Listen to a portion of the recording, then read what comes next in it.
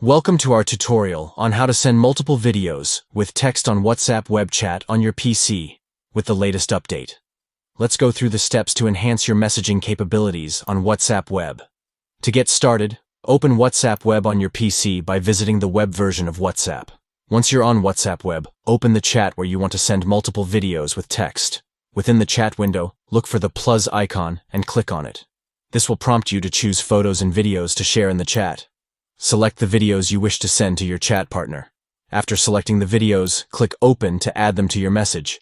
The chosen videos will be included and ready to be sent in the chat. Next, navigate to the caption bar where you can write the text you want to accompany the videos. Add your message or caption to provide context or express your thoughts along with the videos. Once you have composed your text and attached the videos, it's time to send them. Click the Send button to share the videos along with your text in the WhatsApp web chat.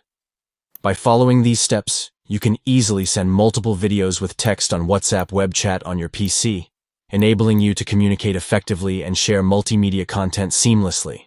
Thank you for watching our tutorial. Start sending multiple videos with text on WhatsApp web chat today and make your conversations more engaging and personalized for you and your chat partner.